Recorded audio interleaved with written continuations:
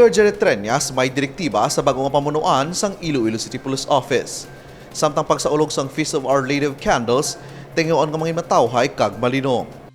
Aminado si Mayor Jerry Treñas nga siya mismo nag-request para mailisan ang hepe sang Iloilo City Police Office. Kasunod din sa serye sang mga kinagamo sa distrito sang Mandurriao nga wala masulbar kalakip sang pinakauli nga drug bypass operation sa diin 32 gid ang nagkaladakpan kag malapit sa 1 milyon ang balor sang droga nga nakumpiska. Angot sini, personal nga nagpakigsapol ang alkalde kay PRO6 Director Police Brigadier General Leo Francisco para hingion ang pagkakasapwesto sang ICPO Director kalakip ang mga personnel sa Mandurriao Police Office. I requested for a meeting with General Francisco.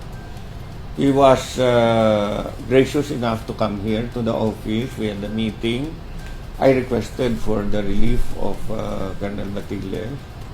The same time, I requested for the relief of Mandurriao.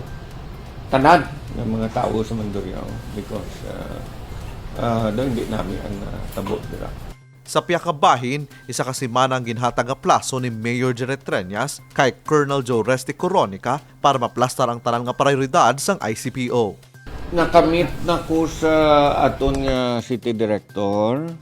I gave him 1 week para nga maplastar yung tanan kag ma-meet kami diri, ma-command conference kami. Kay nasa nga may nadakpa naman to sa Bacau. Sige aton operations, no? And gusto ko lang pabalo nga kadamo sa aton plate load subong nga ginapasulod sa lain-lain nga mga barangay.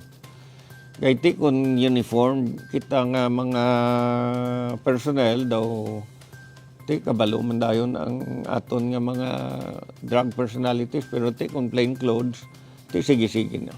Lakip sa mando ni Mayor Treñas sa ICPO, amo nga makita ang tanan nga police vehicles ug motorsiklo nga ara sa dalan para magbantay sa kalinong sang syudad. Kevin Patrick Casipe para sa Level Up Patrol.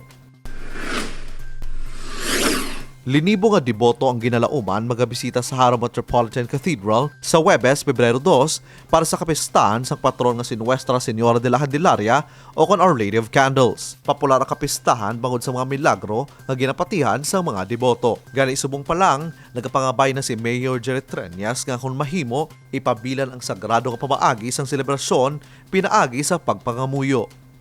Ang isa sa pinakadako naton nga fiesta after dinagyang is really the Haro Candelaria, no? And ini para sa aton nga patroness Nuestra Señora de la Candelaria nga ginambal sang kadamaan nga milagrosa.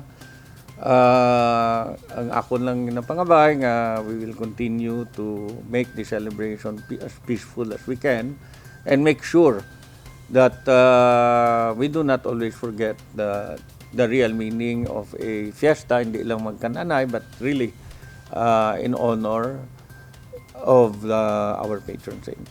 Sunod-sunod nga misa ang hiwaton para sa kapistahan sa Our Lady of Candles. Migro Tomases umpisa alas 4:30 sa agahon tutup alas 7 sa gabi. Samtang ang misa sa main altar ang mag-uumpisa sa alas 4 sa kaagahon tubtob alas 8 sa gabi. Alas 8 sa aga ang Pontifical Mass, kaupod ang blessing sa mga candles. Alerto naman para sa mga motorista bangod sa traffic rerouting sa Haro area. Umpisa alas 4 sa hapon para sa procession. Kevin Patrick Casipe para sa Level Up Patrol.